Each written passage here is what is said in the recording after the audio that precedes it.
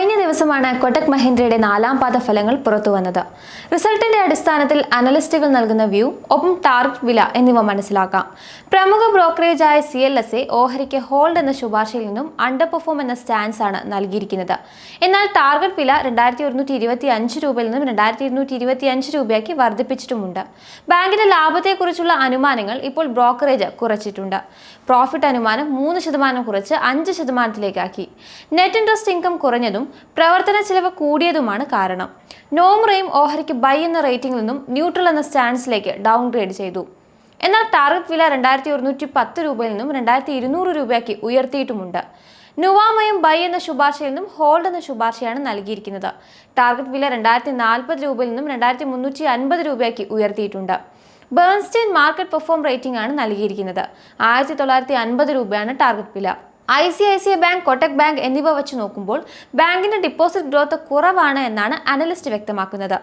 എന്തുകൊണ്ടാണ് downgrade stance ലഭിച്ചിരിക്കുന്നത് എന്ന് നോക്കാം. നാലാം പാദത്തിൽ ബാങ്കിന്റെ ലാഭം 14% കുറഞ്ഞു. എന്നാൽ നെറ്റ് ഇൻട്രസ്റ്റ് ഇൻകം 4.5% വർദ്ധിച്ചിട്ടുണ്ട്. നികുതിക്ക് ശേഷമുള്ള ലാഭം 3551.74 കോടി രൂപയായപ്പോൾ നെറ്റ് ഇൻട്രസ്റ്റ് ഇൻകം 7283.57 കോടി രൂപയായി. ആസറ്റ് ക്വാളിറ്റിയിൽ ഗ്രോസ് NPA 1.42%, നേരിയ വർധനവാണ് ഉണ്ടായത്.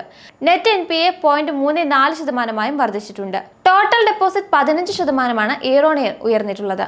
₹2.50 ബാങ്ക് ഇപ്പോൾ ഡിവിഡൻഡായി നൽകാൻ തീരുമാനിച്ചിരിക്കുന്നത്. അത്ര തന്നെ മികച്ച ഫലമായിരുന്നില്ല ബാങ്കിൻ്റേത്. ഇത് തന്നെയാണ് സ്റ്റാൻസ് ഡൗൺഗ്രേഡ് ചെയ്യാൻ ബ്രോക്കറേജുകൾ തീരുമാനിച്ചത്.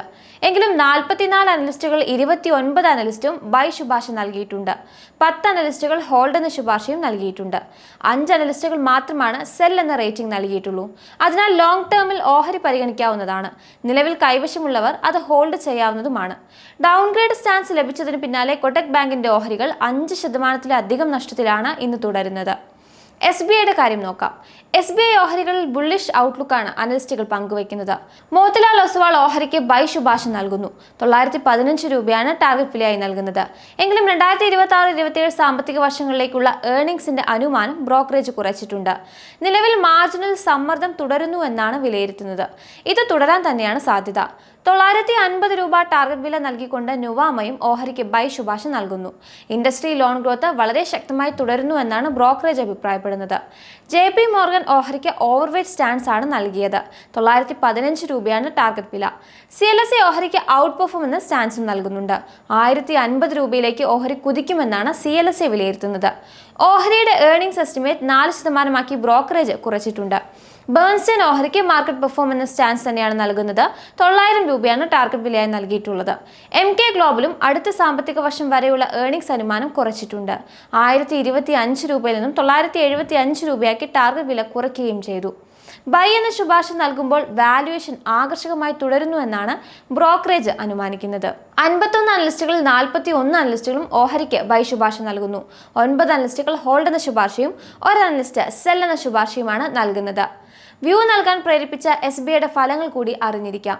ലാഭം ഇടിഞ്ഞിട്ടും എന്തുകൊണ്ടാണ് അനലിസ്റ്റുകൾ ഒപ്റ്റിമിസ്റ്റിക് ആയി തുടരുന്നത് എന്ന് നമുക്ക് നോക്കാം. കഴിഞ്ഞ സാമ്പത്തിക വർഷത്തിലെ നാലാം പാദത്തിൽ SBIയുടെ അറ്റാദായത്തിൽ വാർഷികാടിസ്ഥാനത്തിൽ 9.9% ഇടിവാണ് രേഖപ്പെടുത്തിയത്. കഴിഞ്ഞ വർഷം ഇതേ പാദത്തിൽ പ്രൊവിഷൻസിനായി മാറ്റിവെച്ച തുക തിരിച്ചെടുക്കാൻ കഴിഞ്ഞത് ലാഭം കൂടുന്നതിന് കാരണമായിരുന്നു. എന്നാൽ ഇത്തവണ അത് ഇല്ലാത്തത് കൊണ്ടാണ് ഇയർ ഓൺ ഇയർ കുറയാൻ കാരണം. ഇത്തവണ പ്രൊവിഷൻസും എക്സ്പെൻസും ഉയർന്നു. ഇത് ലാഭം കുറയാൻ കാരണമായി. എങ്കിലും ട്രേഡിംഗ് ഇൻകം, ഫോറക്സ് ഇൻകം എന്നിവ ശക്തമായി തന്നെ തുടർന്നിട്ടുണ്ട്. ഇതോടെ ക്വാർട്ടർ ഓൺ ക്വാർട്ടർ ലാഭം 10% മുന്നേറിയിട്ടുണ്ട്. FY26-ൽ 12 മുതൽ 13% വായ്പാ വളർച്ചയാണ് ബാങ്ക് പ്രതീക്ഷിക്കുന്നത്. അസറ്റ് ക്വാളിറ്റിയും നല്ല രീതിയിൽ തുടരുമെന്ന് തന്നെ കണക്കാക്കുന്നു. 2026 സാമ്പത്തിക വർഷത്തിൽ 25,000 കോടി രൂപ സമാഹരിക്കാൻ ബാങ്ക് തീരുമാനിച്ചിട്ടുണ്ട്. 15.9 രൂപയാണ് ഡിവിഡൻഡായി നൽകാൻ തീരുമാനിച്ചിരിക്കുന്നത്. 1.5% ഇടിവിലാണ് ഓഹരി ഇന്ന് വ്യാപാരം ചെയ്യുന്നത്.